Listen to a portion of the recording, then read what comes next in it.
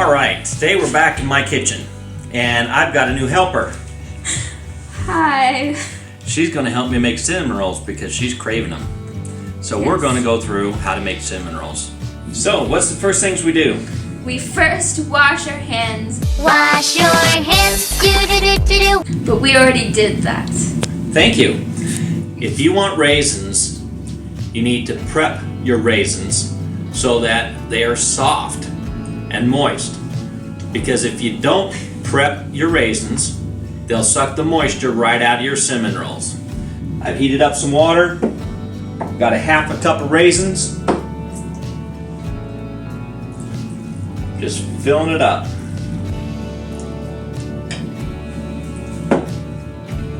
And Melody is going to take and put it off to the side, let it soak. All right, Melody, how much water do we need? Half a cup of hot water. All right. This is really hot. Oh, man. See what I mean? See, ours is 140 degrees right now. But when we put it in the cup in the bowl, it's going to cool down a lot. So let's show that to you.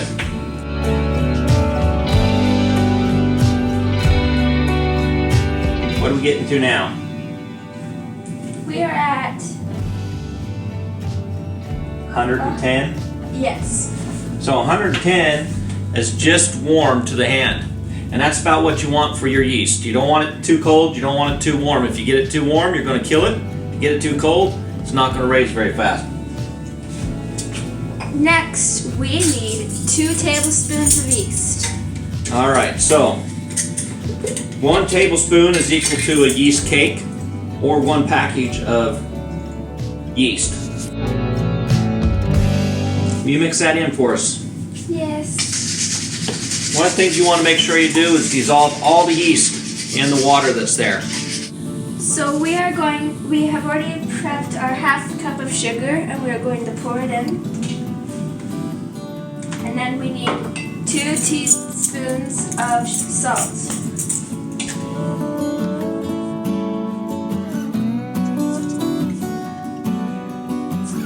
Then we are going to mix it together. What's the next ingredients we need? We need 1.5 cup of warm milk, half a cup of butter. I've dumped my 1.5 cups of milk in here. I'm putting on a small burner and I'm going to turn it down because we want to do this slowly. You don't want to scald your milk by heating it too fast and burning the edges. I'm going to add a cube of butter.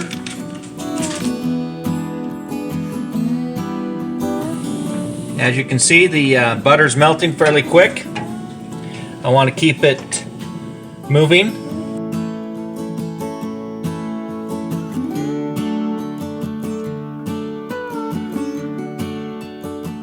Okay, so I wanted to check the temperature of my butter and milk mixture, and it is running 120 degrees.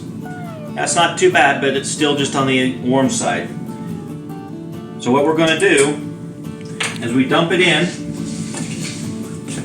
my daughter's going to mix. And we'll dump it in slowly and it will cool off as it goes in.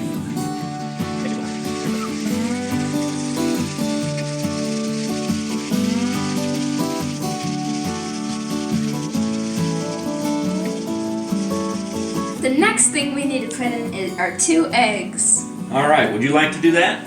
Yes, but remember, always crack on a flat surface so you're less likely to have sharp edges that break off. Another way to keep them out of your food is when you crack your egg, put it in a separate container first, and then if you do get shells in it, you can pick it out instead of trying to pick it out from your stuff you're making. Okay, now we're going to put the eggs in. You'll mix those in really good so you don't see them. The next ingredient we need is about 7 cups of unbleached all-purpose white flour.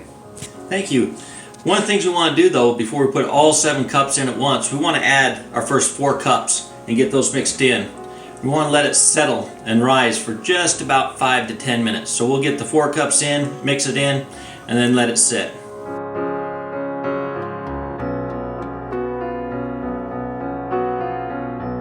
Be sure to get the edges cleaned off. Want to get it all mixed in.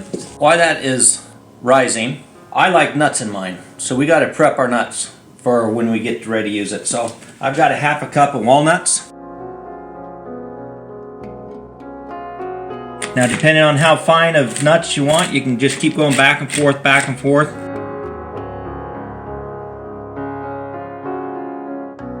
All prepped and ready for the cinnamon rolls. All right, we actually let it sit for about 10 minutes now, and we're ready to continue putting the rest of the flour in. The way we want to do this, very systematically, we're going to start out putting the next 2 cups in, mix it up, add the next cup, mix it up, and then we're going to slowly start adding as we go in to the right consistency we want. Now, something to keep in mind, that as you're mixing it up, if it's really sticky, it's going to be a little bit lighter of a dough. The less sticky it is, the heavier the dough it's going to become. So we want to get it just a little bit on in between those two. So you don't want it too sticky because we're going to have to roll it out later. But we don't want it so heavy that it's going to be feeling like a rock when you try and pick it up and eat it.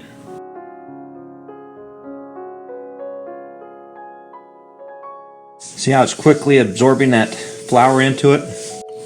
Okay, it's getting pretty close to the consistency that we want it. We're working it here. I've been using a spoon, but it's getting stiff enough that we're probably going to end up having to start kneading it.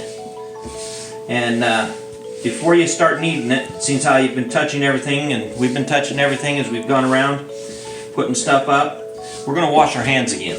Wash your hands, do-do-do-do-do. Okay, we've washed our hands. So right now, as you can see, I've got some really sticky spots, some really dry spots. We're going to take and knead this dough a little bit. So I'm going to get a little flour in a cup, put it on my hands, because it is sticky enough, it's not going to want me to do this without sticking to me. We're going to peel it off the spoon. Basically, we're scooping it over, pushing it down. Scooping it over, pushing it down. Basically all it is. Just remember to rotate. Yeah, I rotate my bowl as I do it. Thank you for reminding me about that. So I think we have just about the right amount of flour. It's just starting to stick to my hands a little bit again. Now what we're doing is I made it a little puddle in the bottom, and we're going to let it raise. And probably about 20 to 30 minutes until it's about double in size. So one of the things I like to do to keep the top of my dough from going crusty, and that is I'll get a clean rag and I'll dampen it, and then I'll put it over the top. And that keeps the moisture in, allows it to raise, and it doesn't allow the top to dry out and get crackly. So that we'll let that sit now for about 30 minutes. Alright, it's been a half hour. Here's our bread. As you can see, it's raised quite a bit. So what we want to do now is we really don't want to work it down too much. So we're going to get our flour. Some of you guys may have noticed this here. I'm going to do the rest of my prep on here. One of the reasons why I do that is because I'm going to be cutting these cinnamon rolls with a knife, and I don't want to cut into my table. So it's nice to have something you can cut onto. If you don't, I've got another method I'm going to show you that you can cut your cinnamon rolls with and not worry about cutting into anything. Spread a little flour. You can see my hands are getting in it again. I've washed them again. Wash your hands, do-do-do-do-do. We don't want to have any germs involved here. You want to dump that on top? Yeah. There we go. Nice. So now, we're going to just start smushing it out a little bit. Being gentle with it, not trying to crush it. Yet, at least. Okay, so we're that far. It's getting really sticky to touch. So I'm going to add a little flour on the top. Work it around. I'm going to flip it over. Make sure the bottom's floured up. One of the things you don't want is when you're rolling this out to stick to your surface you're working on. You can work on your table, a counter, whichever. Would you hand me my rolling pin, please? So I'm just slowly, gently working it out. One of the things about cinnamon roll is the thinner you make it, the more cinnamon sugar you get to put in it. So if you were to stop right here, it's about 1/2 inch thick. You'd have a nice thick cinnamon roll, but you wouldn't have a lot of cinnamon stuff in it. So we like to get it a little bit thinner than this. Would you like to roll for a little bit, Melody? Now that we're getting a little bit thinner, when you're rolling, be sure to roll from the center out each direction, because you're trying to stretch it out that way. There you go. All right, after Melody did most of the work, I went ahead and finished up. I squared it up as much as I could here, and push in maybe a little bit on the sides as you're doing it, and then roll it out, push in a little bit, roll it out, and that way you get a fairly square piece, so it's an even set of cinnamon rolls. And Melody is now going to show us the next part of prepping this dough. I just want to remind you that you need to wash your hands. Wash your hands. Do do do do do. What you do is get butter in your hand, because it's fun, and you get to swipe it all across it. We're going to use about 1 cube of butter for this cinnamon rolls. We want to put a nice even coating on the whole thing. While my daughter's putting all that cube of butter on that, I'm going to take care of my raisins that I want. What I'm going to do is I'm going to go over, I'm going to drain them and get as much moisture off of them as I can before they go in on the dough. All right, now we're to the most important part of cinnamon rolls, the cinnamon and sugar. So we're using plain old cinnamon, and we're going to use brown sugar. If you don't have any brown sugar, you can go ahead and use white sugar, but I always prefer the brown sugar. It gives it a little bit more rich of a taste. So the reason why we don't have a set amount of cinnamon is because depending on how thick or how big you make it, you're just going to cover it with cinnamon. So we're going to start shaking the cinnamon out here. As you'll notice, I'm going right up against the edge. Now my daughter did a really good job of buttering this. She's got butter all the way up to the edge. If you feel like you get a little too much cinnamon, don't worry. We're going to take care of that in just a minute. Next step, just a little brush around, get some of that cinnamon worked in. Notice how he's patting it lightly. This is because he doesn't want to smear it. This makes the cinnamon more even all over. I like to go right up against the edge. I like my cinnamon all over my entire dough. You get a spot that's really thick with cinnamon like this, and you can tap it a couple times, then move it into a spot that's a little bare, tap it a couple times, move it over in a spot that's a little bare. That way you can thin it out as you need. The patting and getting the cinnamon worked into that butter, I went ahead and round and worked it in so it's nice and smooth and even all over. Alright, the next important ingredient is the sugar. Melody, would you start putting sugar on here, sprinkling it across the top? Of course, Dad. Don't worry, if you have chunks, you can destroy them. So you're going to want a nice layer of brown sugar or white sugar on here too. That's okay, we'll level it out. Remember, we're using our fingers. So, after we got all that sugar on with a spoon, we went ahead and used our hands again and just spread it all out nice and even. Get it worked up right up against the edge. Alright. Now the next thing we need to do is put the extras in it. So I have my raisins that's been dripping. I'm going to take them. I'm going to scatter them over half this. You don't have to be precise. Just make sure when your daughter doesn't like raisins, you give her enough without the raisins. Now I also like nuts. So I've got my nuts here, thank you. And I'm spreading those over. Trying to get it close to the edges. There we go. That's the good side right here. No. So the last step in this, before we cut it, is we got to roll it. So if you want to come over and help me. Of course, dearest father. We start right here and we make a really small roll. Try and keep it even as we go. If you did it fairly thin like we did, by the way, it ended up being about 1/4 inch thick. You might have to actually pick and roll Otherwise you might just be pushing the dough along. Even though we are using a silicone mat that is non-stick, we need to spray it a little extra because the sugar and cinnamon like to stick to it anyways. You don't need that much because it won't stick that much. So we're all ready to cut these now. One of the things we've done is on the ends, you know, they're never really matched up. So I like just to go ahead and smush them up a little bit, square them up, so that when you go ahead and cut it, you got a decent cinnamon roll there. I did it with both ends here. Now there's two different ways of doing this. I'm going to do it with my method because I've got nuts and raisins in there, and her method won't work. So she's going to demonstrate how to do it. When you cut your cinnamon roll, you're going to cut it about 1 inch. That's all you want to cut it. If you cut it too thick and you put it in your pan and try and cook it, it's going to be raw in the middle. So about 1 inch is what you need. So we have a string and it's decently sized. So when we go and we move it underneath, about 1 inch over, and when we cross them over each other and make sure that they're straight spaced. And so then you twist them a little bit. No, you don't. Sorry. Just pull it. You pull it. And then you cut it. Really easy. And then you go to the next one and you do the same. Well, I'm cutting mine because it's like I said, I've got the nuts and the raisins in my side. And if you tried to use a string, as you cut through this, it won't work. The string will get caught and then you'll make a mess.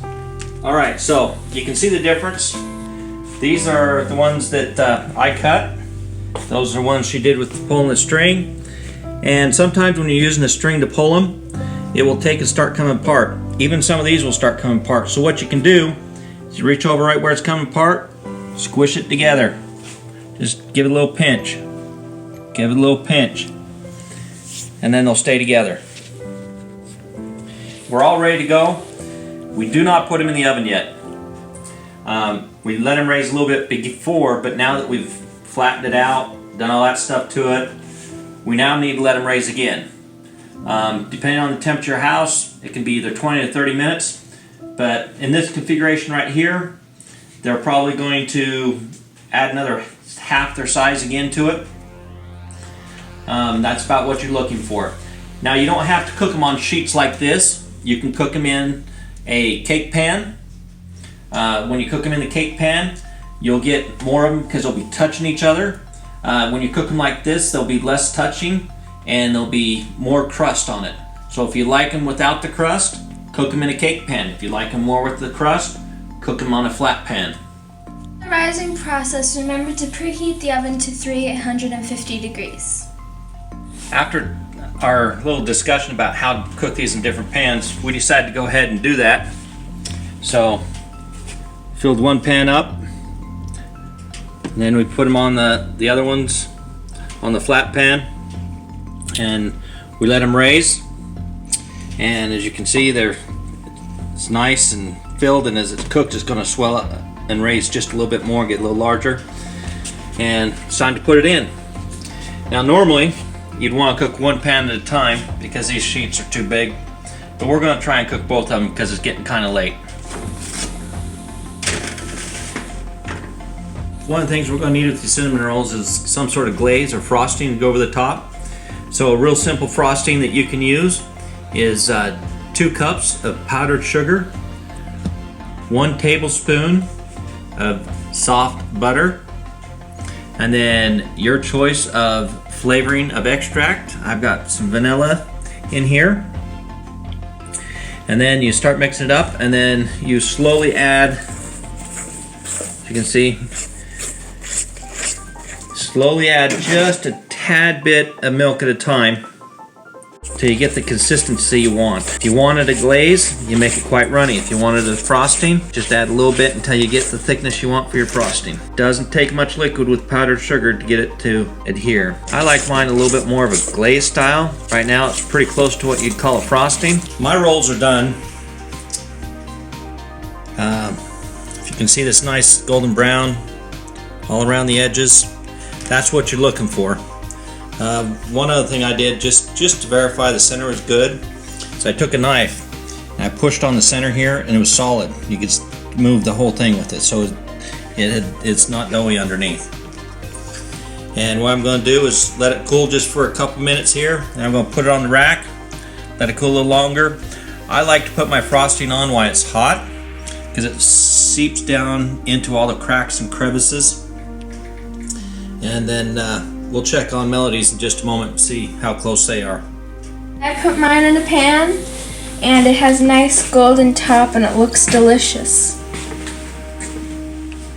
We're gonna put some frosting on it. It's gonna taste great. A little trick that I was taught by my mom on how to get these cinnamon rolls out of a pan like this.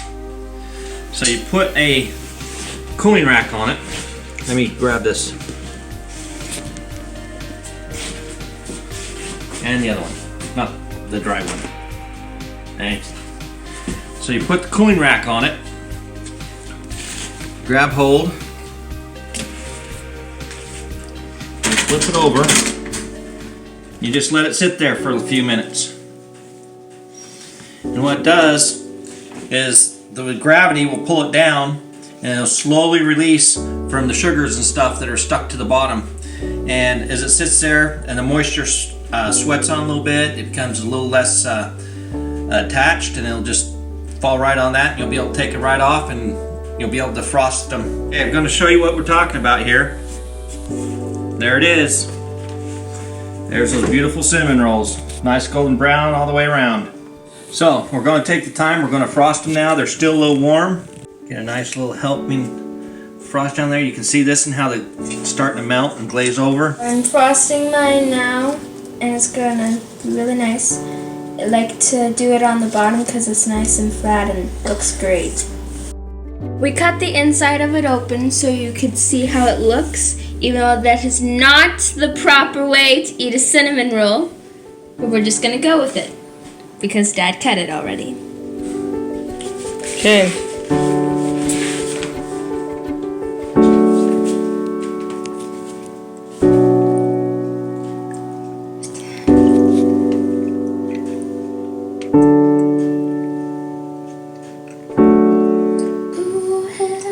Good.